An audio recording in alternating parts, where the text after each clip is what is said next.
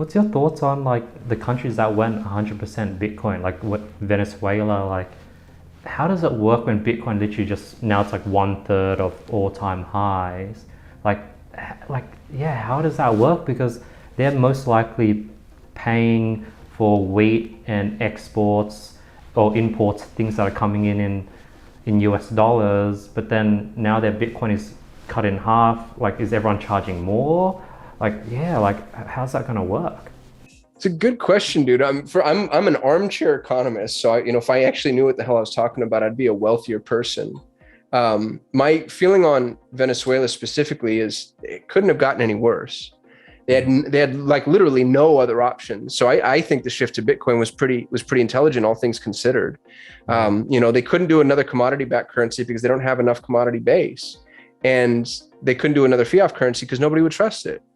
So for them to shift to Bitcoin, it was almost as though if the government didn't do it, the people were going to do it anyway. They were going to move to a barter system. So I think that Bitcoin was just the conduit through which they were allowed to transfer things, because saying, "Hey, I'll give you some bread for some candles," was inefficient. You know what I mean? So I actually don't think the value of Bitcoin matters to Venezuelans, because I don't think they're using Bitcoin as the backdrop. I think they're using it as the method of transfer. And all it becomes is it becomes the barterable currency based off of what, if I've got bread and you've got meat, we're going to figure out how much bread is worth how much meat. But the idea that you need as much bread as I need meat is, we're at a maximum inefficiency. And so now it's, well, how much Bitcoin is worth how much bread and how much meat in this moment.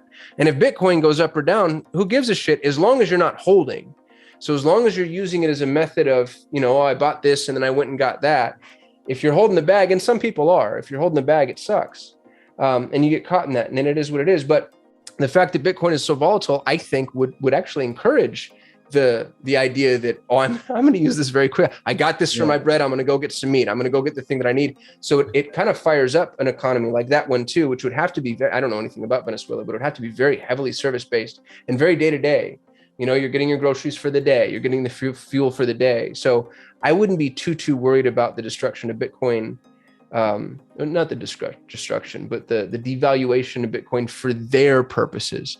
I think where the devaluation of Bitcoin really hurts is for, guys like me, and maybe guys, I don't know the way that you use it, but if you're using it as a store of wealth, then it's pretty discouraging to see it drop.